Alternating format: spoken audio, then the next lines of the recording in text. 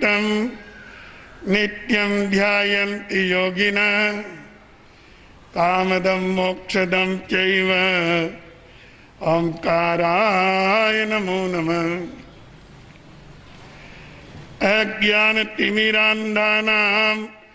ज्ञानाञ्जनशलाकया नेत्रैरुन्मीलितं येन तस्मै श्रीगुरुवे नमः।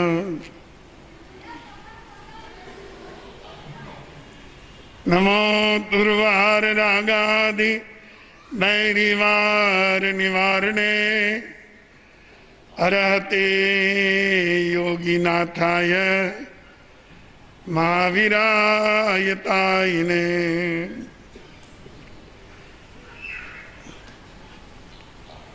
प्रिय श्रोताजनों, आपको ये अच्छी तरह से ज्ञात है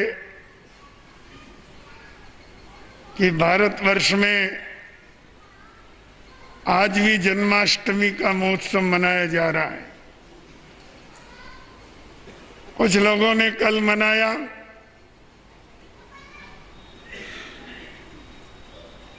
और कुछ आज मना रहे हैं। अलग अलग मान्यता है। हम दोनों दिन मना लें, अच्छा ही है।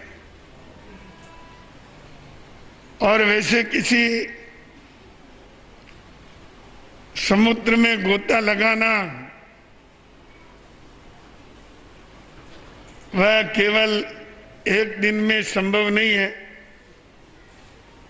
आप जितने अधिक गोते लगाओगे उसमें उतने ही अधिक रत्न मिलेंगे। महापुरुषों का जीवन तो सागर की तरह ही होता है। उसमें जितने भी गहरे जाओगे, जितना उनका चिंतन करोगे, जितना उनको समझोगे,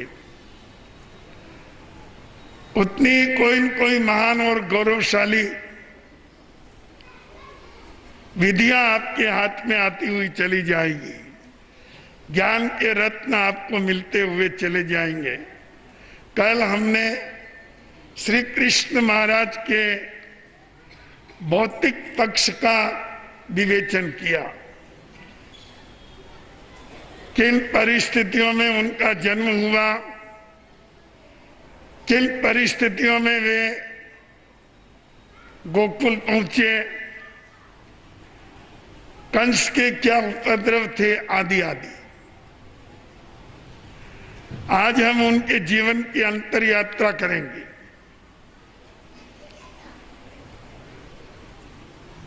जो कुछ बाहर का जानना है वह तो लगभग जाना हुआ ही है। और अगर थोड़ी बहुत कमी भी थी तो कल आपको बहुत कुछ बता दिया। आज हमें श्री कृष्ण के भाव पक्ष को उजागर करना है। किसी भी वस्तु का महत्व उसकी आंतरिकता से ही होता है। और उस आंतरिकता का क्या कहना, जहां अंतो तहां वही। भगवान ने कहा जैसा अंतर में है वैसा ही बाहर हो। उसकी महानता को कोई तोल नहीं सकता।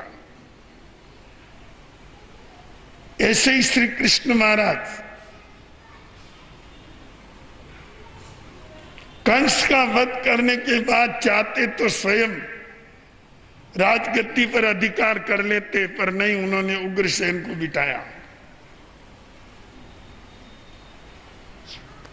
कंस के पिता को पुनः राज्य पर स्थापित किया। बंधुओं, ये वही बात है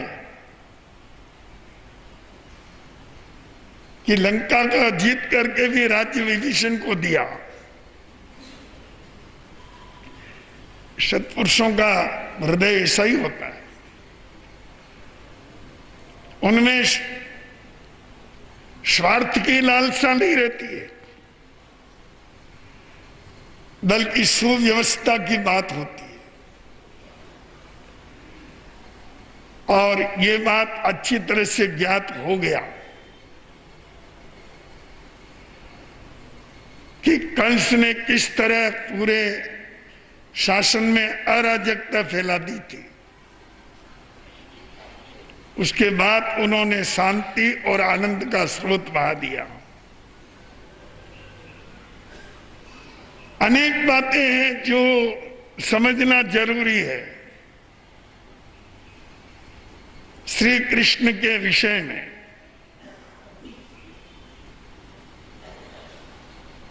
वे ग्वालिनों की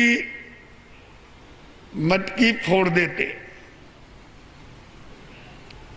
आज भी कई उनका अनुसरण कर रहे हैं, पर क्यों फोड़ते ये बात कोई नहीं जानता। गोकुल से गाय का दूध, दही, मक्खन ये सब मथुरा जाता था और वहां की सेना कंस और कंस के साथी उसको ग्रहण करके ताकतवर बनते थे। श्री कृष्ण ने उसकी ताकत को काटने के लिए कि कंस की सेना को और उनके दुष्ट लोगों को यहां का दूध, दही, घी नहीं मिलना चाहिए, इतनी सूचना देने के बाद में भी जो ग्वालिन या जो व्यक्ति गगरी लेकर के मथुरा की तरफ चला जाता, मटकी लेकर फोड़ देते। इसके पीछे कोई दुर्भावना नहीं। अब तो न मालूम इस मटकी फोड़ने के पीछे कितनी दुर्भावना चली आई है जिसका कोई पता नहीं है, सीमा ही नहीं है। इतना स्वरूप बिगाड़ दिया कि मानो वो किसी युवती से श्री कृष्ण मजाक करते थे और गगरी फोड़ करके उसको परेशान करके उसका दूध, दही, मक्खन चाट जाते थे अपने मित्रों को चढ़। ऐसी कोई बात नहीं। सत्पुरुष कभी ऐसा हल्का आचरण नहीं करते।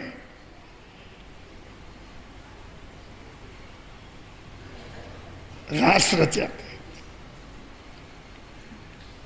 आजकल इसका अर्थ बहुत गलत रूप में ले लिया गया कि लड़के लड़की रास रचाते हैं और उसके नाम पर कई पाप पलते हैं। ऐसी बात नहीं थी। कंस का मुकाबला करने के लिए श्री कृष्ण ने अपनी उम्र के और जो योग्य थे ऐसे नौजवानों की, स्त्री पुरुष, महिलाओं और युवक और युवतियों की एक ऐसी टोली बनाई, एक ऐसा समूह तैयार किया जो युद्ध कर सकता, जो दुश्मन का मुकाबला कर सकता। इसका ट्रेनिंग सेंटर जंगल में था और बंसी वो किसी को रिझाने के लिए नहीं बजाते कि उसके ऊपर कोई फिदा हो। वो बंसी उन लोगों को इकट्ठा करने के लिए, युवक युवतियों को सूचना देने के लिए कि वहां पर जो ट्रेनिंग दी जा रही है उसमें पहुंचो। एक तरह की विशल। तो बंधुओं, ये कृष्ण महाराज का चरित्र इतना पवित्र, इतना उन्नत और इतना महान, जिसकी ऊंचाई हम नहीं नाप सकते। उनके भक्त कहलाने वालों ने ही उनके चरित्र को बहुत गिरा दिया।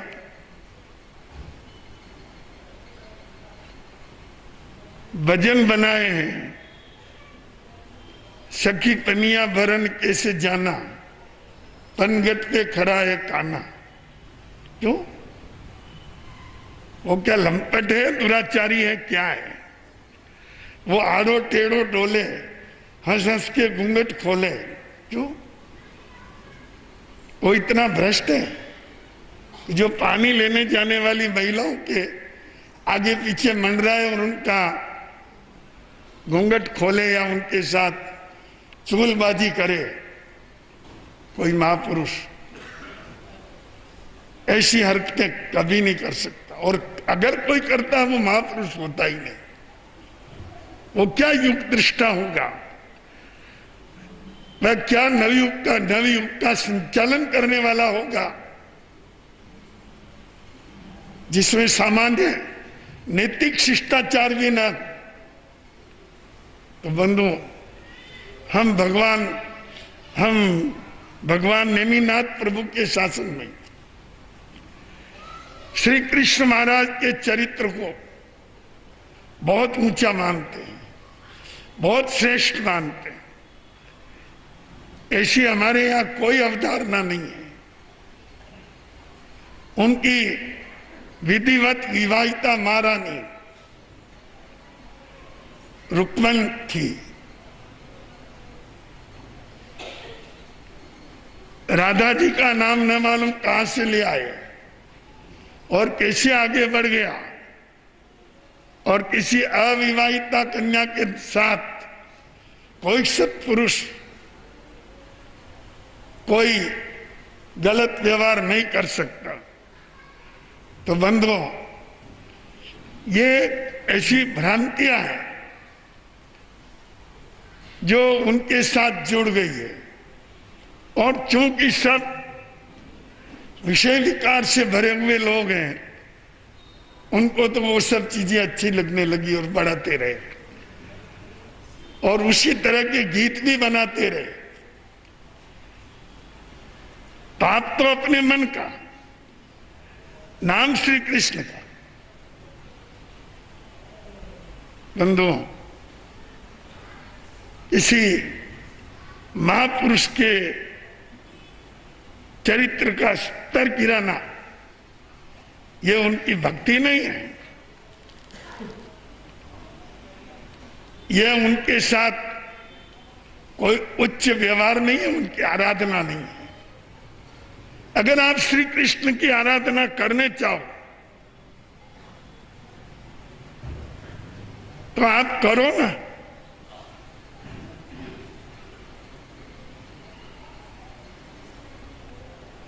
जब श्री कृष्ण अपना राज्य स्थापित होने के बाद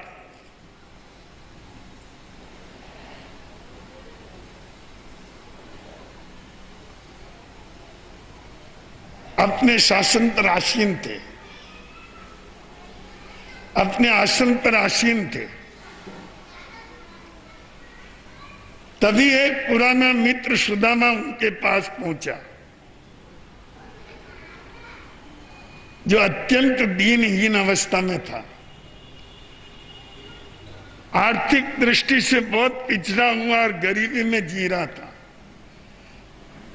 बचपन में कभी आश्रम में साथ पढ़े थे। श्री कृष्ण और सुदामा के बीच में एक मैत्री थी, कई वर्ष पुरानी बात है। और इसी तरह कष्ट में समय बिताते हुए उनको श्री कृष्ण की याद आई और वह पहुंचे। कंस का कृष्ण का क्या व्यवहार रहा, कितनी आत्मीयता रही है इस पुराने गरीब मित्र के साथ, कि स्वयं सामने जाकर के उसको गले लगाया, स्वयं नीचे बैठे उसको आसन पे बिठाया, और बड़े प्रेम से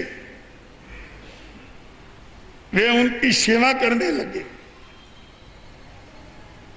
अब क्या बताएं, इस विषय में इतना कुछ लिखा जा चुका है।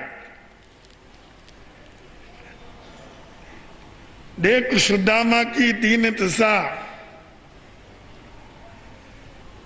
देख सुदामा की दीन दशा, दयालु देख के रोए, पानी परात को हाथ छुयो नहीं, नैनन के जल सो पग धोई।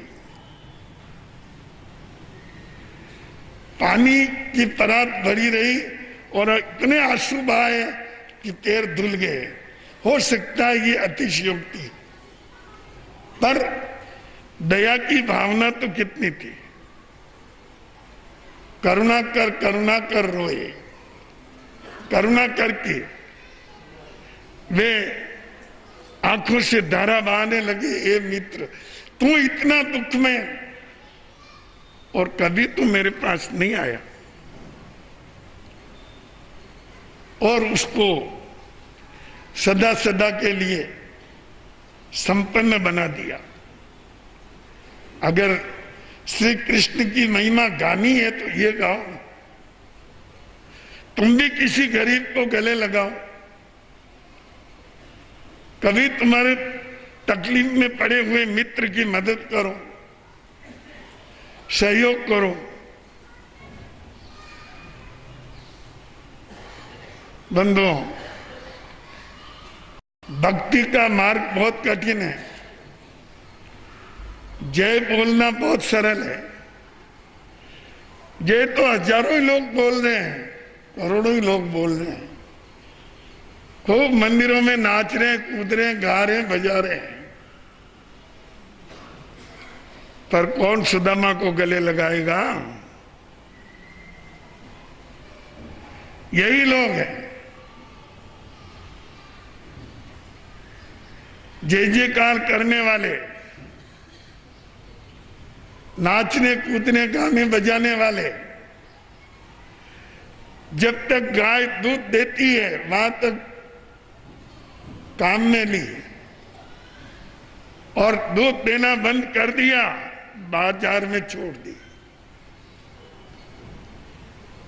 यही वे लोग हैं। बैल काम करता है वहां तक उसकी संभाल है, बैल काम करना छोड़ दिया, कत्ल खाने में बेच दिया। कहां से आती है कत्ल खाने में इतनी गायें और इतने बैल? भाई आप दो वर्ग कर लो,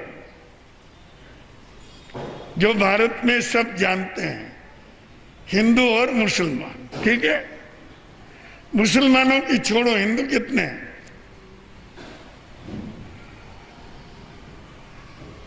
सवा अरब जनता में 10 करोड़, 15 करोड़, 20 करोड़, 20 मुसलमान होंगे। बाकी कौन है?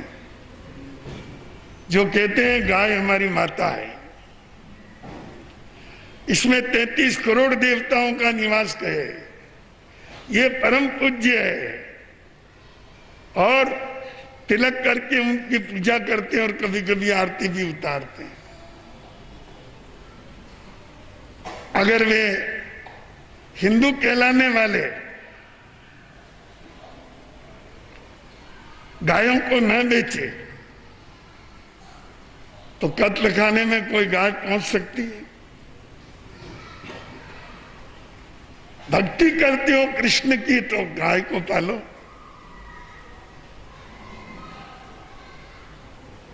एक किसी कवि ने ठीक कहा कि दूध न मिलता, दही न मिलता, मक्खन का हो गया टोटा रे। छाछ बिना कई बच्चे भी लगते, आया समय ये खोटा रे। दारू बिकता घर घर आम, तुझे तेरा धाम बुलाता है। आलोट के आजा घनश्याम, तुझे तेरा धाम बुलाता है। बंधुओं, आज बच्चों को छाछ तक नहीं मिलती, और हम दोष देते हैं सब कत्ल खाने वालों को। अरे वो तो हत्यारे है ही, वो तो पाप करने वाले हैं ही, पर उनको पोषने से क्या फायदा?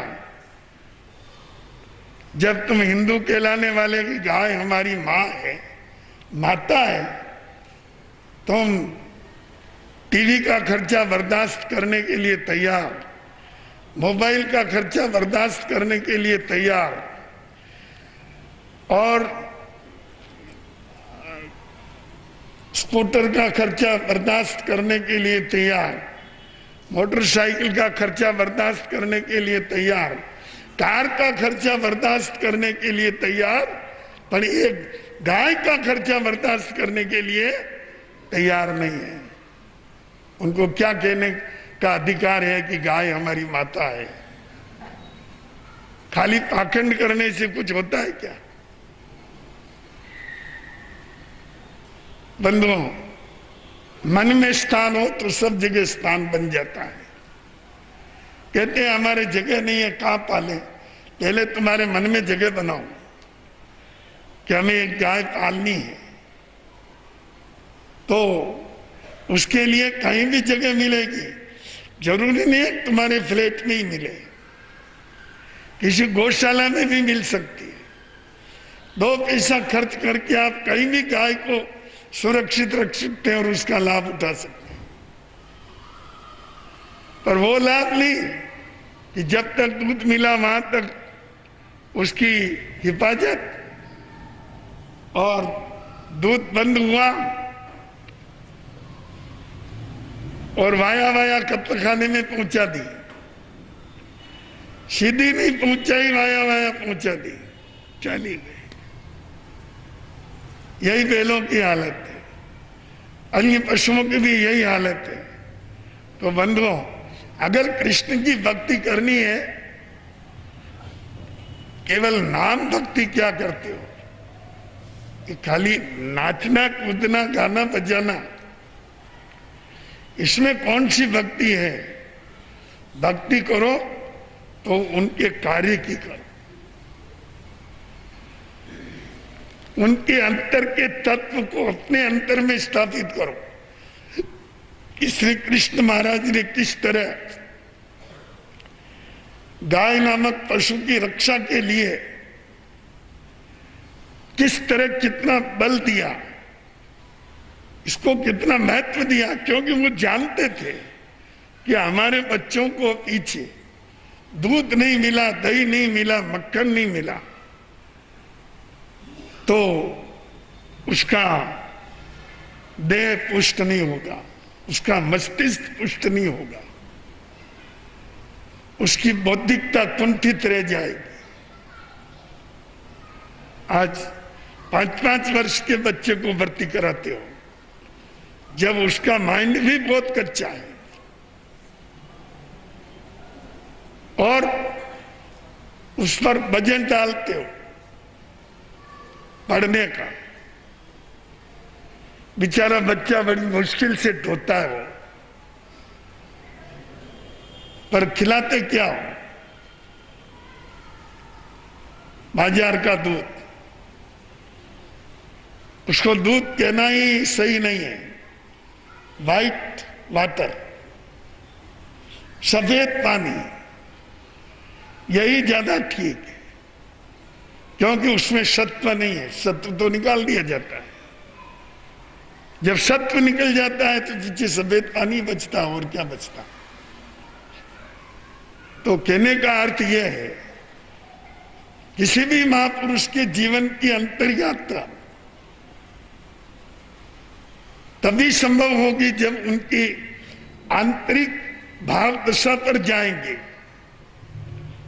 उनके विचारों की महानता और ऊंचाई को समझेंगे, और उसके अनुसार कुछ न कुछ अपने जीवन में परिवर्तन करने का लक्ष्य रखेंगे। बहुत समझाया कौरवों को, पांडवों से युद्ध मत करो, युद्ध में हिंदुस्तान आर्यावर्त नष्ट हो जाएगा, भारत की सारी सिद्धियां समाप्त हो जाएगी, पुरुष बहुत संख्या में कट जाएंगे, बर्बाद हो जाएंगे, मर जाएंगे। फिर वर्ण संकरता फैल जाएगी, अनेक पाप पैदा हो जाएंगे, हमारा ज्ञान विज्ञान नष्ट हो जाएगा। दुर्योधन केवल 5 गांव इनको दे दे, 5 गांव अपना निर्वाह कर लेंगे, तुम युद्ध मत कर। जब श्री कृष्ण महाराज उनको समझा रहे थे, आपको पता है दुर्योधन कुछ और ही योजना बना रहा था। उसने कहा अपने सेवकों को कि इनको बांध दो यहां, मैं ऐसी बातें नहीं सुनना चाहता। वो क्या बंधेंगे? वासुदेव असीम शक्ति के भंडार। श्री कृष्ण ने कहा दुर्योधन तुमको भी सद्बुद्धि नहीं हो सकता।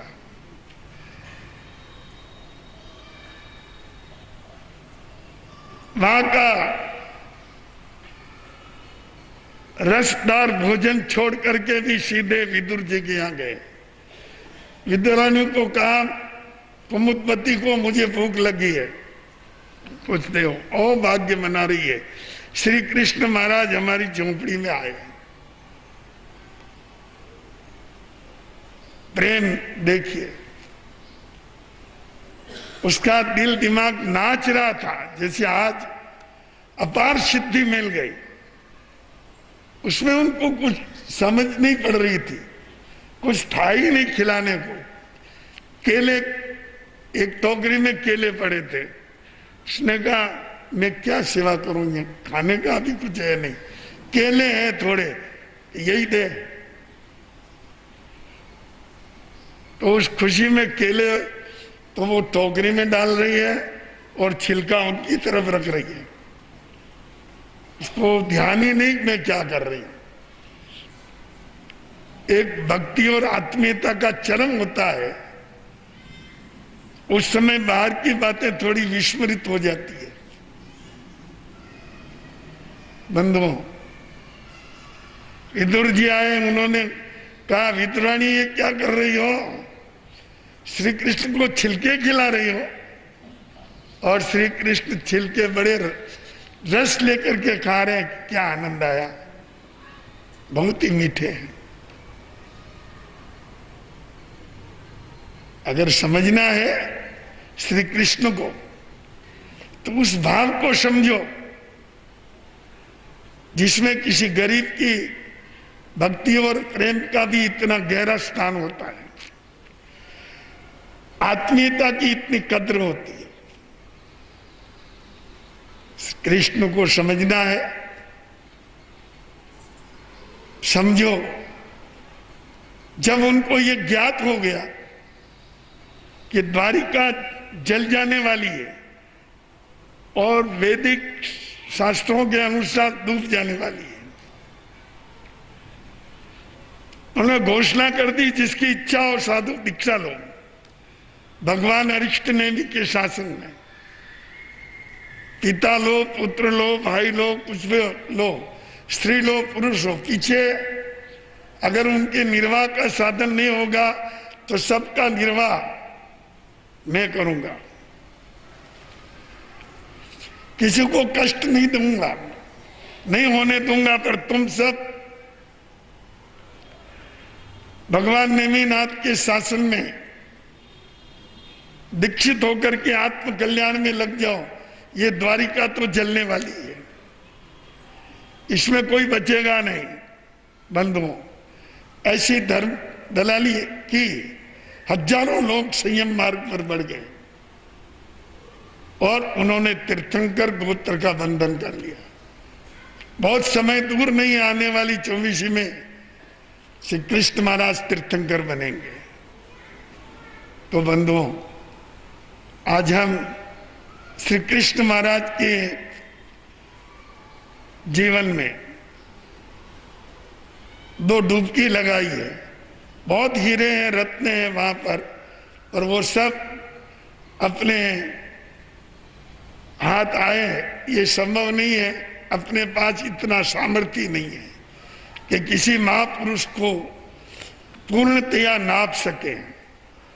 वो तो गुणों के भंडार हैं। उन्होंने जो किया, जो पाया, जो दिया, जो जिया, वह अद्भुत है। आज कृष्णाष्टमी के अवसर पर श्री कृष्ण महाराज के चरित्र की हल्की सी अंतर यात्रा मैंने आपको कराई। आप उसमें मनन करें, चिंतन करें और अधिक से अधिक उनके आंतरिक भावों को समझ करके अपने जीवन को ज्योतिर्मान बनाएं। आज के प्रवचन का यही सार है। आत्मसात करें। आनंद ही आनंद।